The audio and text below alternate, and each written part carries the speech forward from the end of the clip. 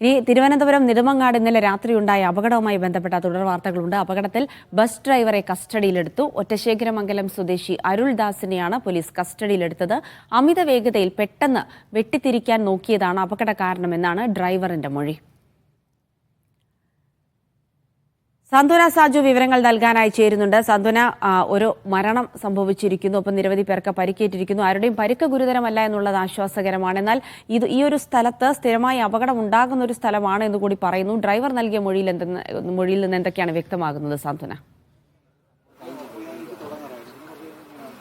ജിൽസെ, തിരുവനന്തപുരം ഇരിഞ്ചയത്താണ് ഇപ്പോൾ നിൽക്കുന്നത്. എനിക്ക് പിന്നിൽ കാണുന്ന ഇത് ഈ ഭാഗത്തായിട്ടാണ് ഇന്നലെ തലസ്ഥാനത്തെ ഞെട്ടിച്ച അപകടമുണ്ടായത്. 49 പേരുമായി വന്ന ബസ് ഈ ഭാഗത്തായിട്ടാണ് മറിഞ്ഞ് കിടന്നത്. നമ്മൾ ഈ ദൃശ്യങ്ങൾ നോക്കുകയാണെങ്കിൽ ഇന്നലെ രാത്രിയായിരുന്നു, അതുകൊണ്ട് ദൃശ്യങ്ങളൊന്നും അത്രത്തോളം വ്യക്തമായിരുന്നില്ല. നമ്മൾ ഈ ദൃശ്യങ്ങൾ നോക്കുകയാണെങ്കിൽ നെടുമങ്ങാട് നിന്ന് വരുന്ന റോഡാണ് ഈ കാണുന്നത്. ഈ വളവ് തിരിഞ്ഞ് നെടുമങ്ങാട് നിന്ന് വെമ്പായത്തേക്ക് പോകുന്ന റോഡാണിത്. അവിടെ നിന്നാണ് ഈ ബസ് വരുന്നത്.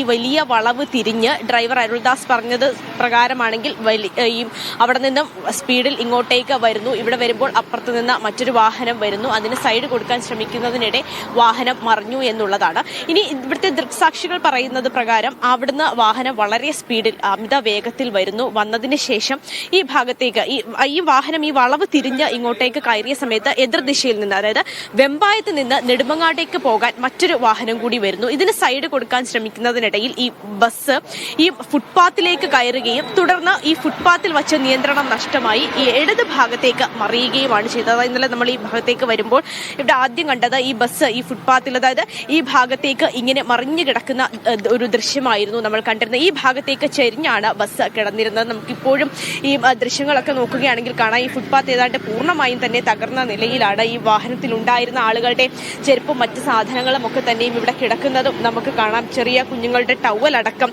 ഇവിടെ കിടപ്പുണ്ട്. ഇന്നലെ ഈ ഒരു സംഭവം നടക്കുന്ന സമയത്ത് ജിൽസി, നമ്മൾ വന്ന ആദ്യം ഈ ഒരു ദൃശ്യം കാണുമ്പോൾ വളരെ ഭയപ്പെട്ടിരുന്നു. കാരണം ഒരാൾക്ക് മരണം സംഭവിച്ചിരുന്നു എന്ന് നമ്മൾ അറിയുമ്പോൾ പോലും മറ്റുള്ള ആളുകളുടെ അവസ്ഥ എന്തായിരിക്കും എന്നുള്ള വളരെ വലിയൊരു ആശങ്ക നിലനിൽക്കുന്നുണ്ടായിരുന്നു. കാരണം അത്രയും വലിയ ഒരു അപകടമായിട്ടാണ് നമ്മൾ വരുമ്പോൾ അത് കണ്ടിരുന്നത്. അത്രയും ഒരു വ്യാപ്തി അപകടത്തിന് ഉണ്ടാകുമെന്ന് നമ്മൾ മനസ്സിലാക്കിയിരുന്നു. കാരണം പ്രത്യേകിച്ച് 49 ആളുകൾ ഈ ബസ്സിൽ സംഭവം നടക്കുന്ന സമയത്ത് ഉണ്ടായിരുന്നു. ഇവിടെ രക്ഷാപ്രവർത്തനം നടത്തിയ ആളുകൾ പറയുന്ന ഒരു കാര്യം എന്ന് പറയുന്നത് എല്ലാവർക്കും തന്നെ പരിക്കേൽക്കുകയും ചെയ്തിട്ടുണ്ട്. കൂടുതൽ ആളുകൾക്കും പരിക്കേറ്റിരുന്നു എന്ന് പറഞ്ഞിട്ടുണ്ടായിരുന്നു. പക്ഷേ ഈ നാട്ടുകാരുടെ സമയോചിതമായ ഇടപെടൽ, കാരണം ഈ സംഭവം ഉണ്ടായി ഏതാണ്ട് ഒരു അരമണിക്കൂറിനകത്ത് തന്നെ ഈ ബസ്സിലുണ്ടായിരുന്ന എല്ലാവരെയും ആശുപത്രിയിലേക്ക് മാറ്റുവാൻ സാധിച്ചു എന്നുള്ളതാണ് ഇതിലെ ഏറ്റവും പ്രധാനമായി നമ്മൾ എടുത്തു പറയേണ്ടത്. പോലീസിനും ഫയർഫോഴ്സിനും ഒക്കെ ഒപ്പം കയ്യും മെയ്യും മറന്ന് ഇവിടുത്തെ നാട്ടുകാർ നിൽക്കുന്ന ഒരു കാഴ്ച തന്നെയാണ് കണ്ടത്. നമ്മളൊക്കെ ഇവിടെ ഏതാണ്ട് ഒരു മണിക്കൂറിന് ശേഷമാണ് ഇവിടേക്ക് എത്തിയത്. ഇവിടെ എത്തുമ്പോൾ തന്നെ ഈ ആളുകളെ എല്ലാവരെയും ആശുപത്രിയിലേക്ക് മാറ്റിയിട്ടുണ്ടായിരുന്നു. നമ്മുടെ ഈ നാട്ടുകാരിൽ ചിലർ ഇവിടെ ഉണ്ട്. ചേട്ടാ,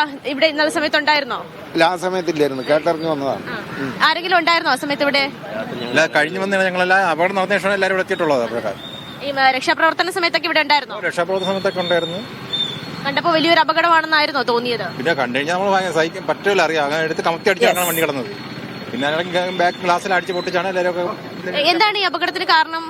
അമിത വേഗത എന്നാണ് പറയുന്നത്. ബാക്കിൽ നിന്ന് വന്ന വണ്ടിക്കാരെല്ലാം അങ്ങനെ അവിടെ വന്നപ്പോൾ അമിത വേഗതയിലാണ് വന്നത്. സിഗ്നൽ ഇല്ല, ഈ ഓടും വളവും സിഗ്നൽ ഇല്ല, അപ്പൊ റോഡ് പരിചയമില്ലാത്ത ആയിരിക്കാൻ. ഈ റോഡിന്റെ ഒരു അശാസ്ത്രീയത ഉണ്ട് ഇന്നലെ തന്നെ പറയുന്നുണ്ട്. അത് പണി പൂർത്തിയായിട്ടില്ല. പിന്നെ സിഗ്നൽ ബോർഡുകളൊന്നും വെച്ചിട്ടില്ല. അതിനപ്പുറത്ത് പകുതി കുഴിയായി കിടക്കുകയാണ്. ജൽസ, ഈ പറഞ്ഞതുപോലെ തന്നെ നമുക്ക് ഈ ദൃശ്യങ്ങൾ നോക്കിയാൽ കാണാം, ഈ റോഡിന് 2 ഹൈറ്റ് ആണ്. അതായത് ഈ വളവ് തിരിഞ്ഞു വരുമ്പോൾ ഒരു ഭാഗത്ത് ടാർ ചെയ്തിട്ടുണ്ട്, ഈ തൊട്ടിപ്പുറത്തെ ഭാഗത്ത് ടാർ ചെയ്തിട്ടില്ല. അപ്പോൾ റോഡിന് 2 ഹൈറ്റ് ആണുള്ളത്.